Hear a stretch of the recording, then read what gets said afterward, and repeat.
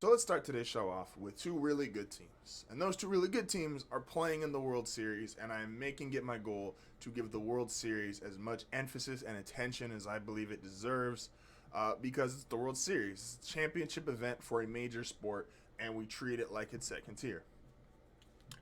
The Dodgers and Rays, this is when you get to that. There's a moment in every series where there's a pivotal game. Now, sometimes we don't know if it's the pivotal game until after the game is over. Something will happen in the game, or there'll be an event that takes place, and then we're like, oh, that just swung the series. That just became the deciding factor. In this game, though, Game 3, the series is tied 1-1. I know what the definitive, and we all should know what the definitive factor is going to be tonight. If the Rays win Game 3, I'm going to play it for both scenarios, by the way. Scenarios for both teams. Positive and negative. If the Rays win Game 3 behind Charlie Morton, who has been fantastic in the playoffs, they get another good offensive performance from a guy like a Brandon Lowe or an Rosarina, and the rest of the offense chips in, and they win Game 3, the series is over. The series is over. Because now, what did I tell you? At the beginning of this series, the key was pressure. The Dodgers had far more pressure on them than the Rays ever could due to their payroll, star players, and expectations. So you're telling me, the Dodgers, if the Rays win Game 3 tonight off Charlie Morton, who's been fantastic in the playoffs, Clayton Kershaw's coming back for Game 4, and Clayton Kershaw, while he pitched very well in Game 1, now has to come back in Game 4 for a must-win for the Dodgers? How has that worked out traditionally for them in the past? Kershaw's not as bad as a postseason pitcher as we make him out to be, but he's also not on the good side of things. Charlie Morton and the Rays win Game 3. The pressure mounts on the Dodgers, who have a bunch of guys who have traditionally underperformed in this situation. That's what the Rays want. They want the pressure back on the Dodgers. There is no pressure on Tampa Bay in this series. If Tampa Bay loses this series, no one's legacy or career is getting hurt or ruined or upset by them losing. The Dodgers lose this World Series, that could cost that could cost Dave Roberts his job.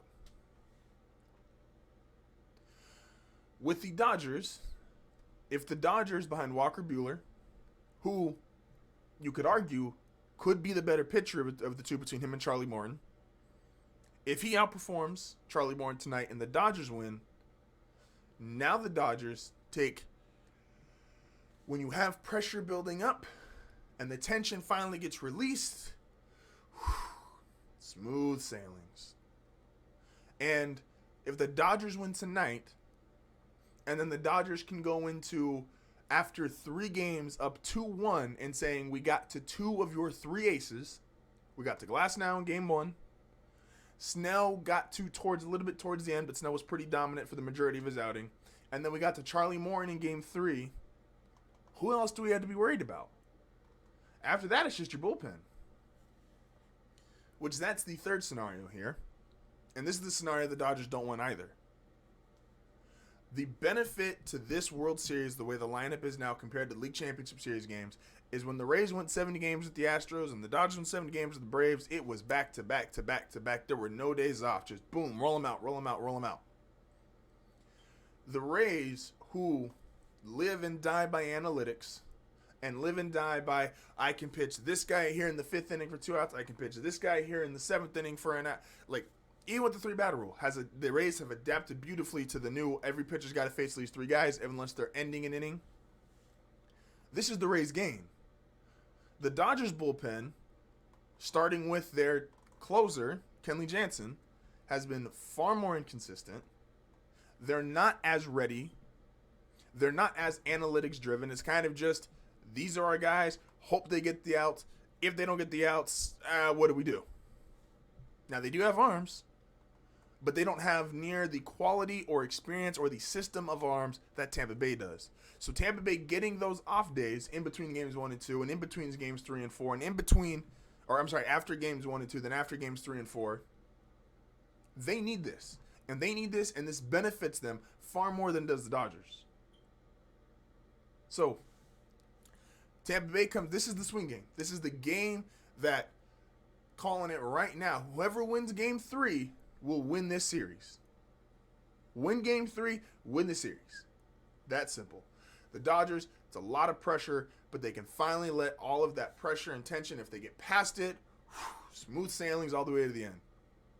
If Tampa Bay and Charlie Morton come out and they dominate the Dodgers and they pick up a win tonight, the rest of the series is mix and matching with those arms. No team in Major League Baseball wants that. Tampa has a lot of arms, a lot of really good pitchers.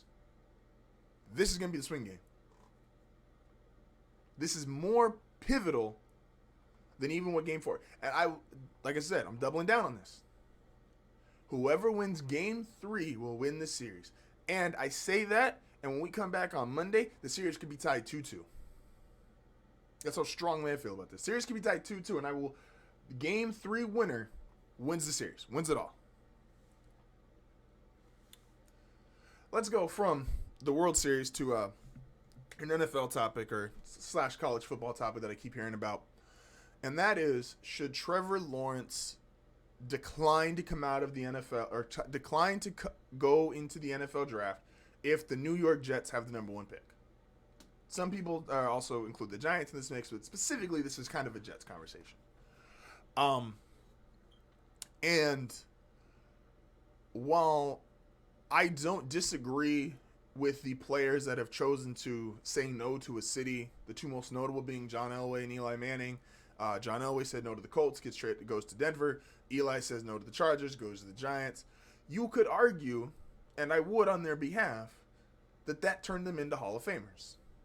They might have still been good with the other teams. They might have still been great, but they are no doubt Hall of Famers because of where they went.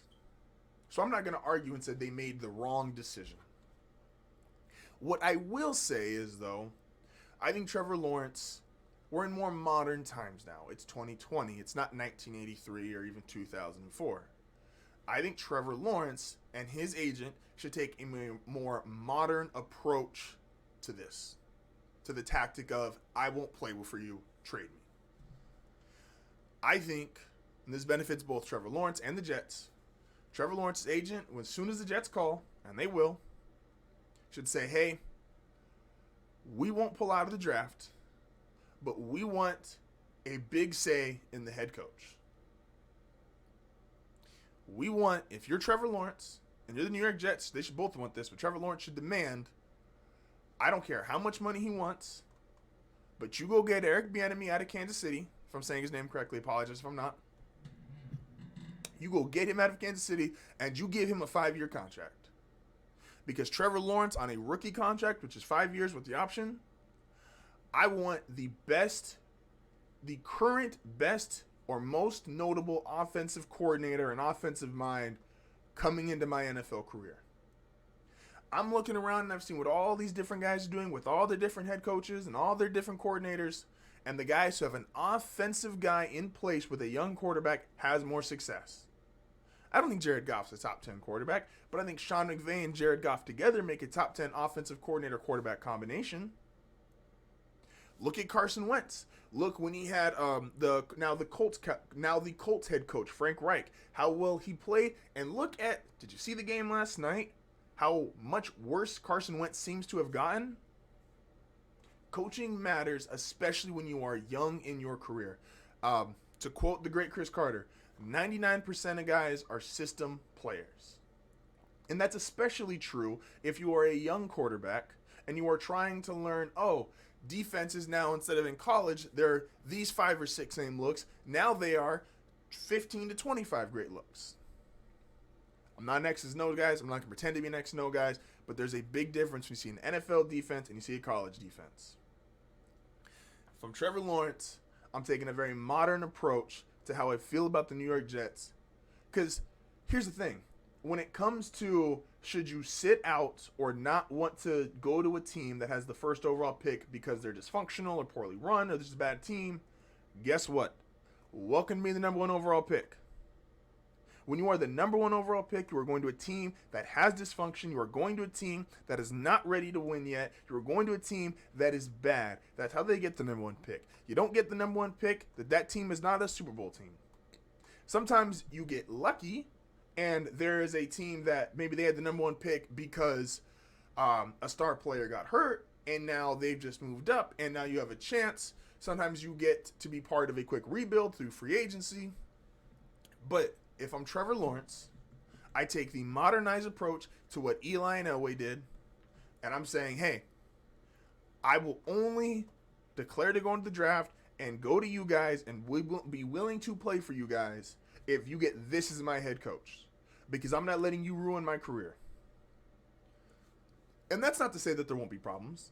The Jets still don't have a good offensive line. The Jets still need upgrade at receivers. They still need more personnel.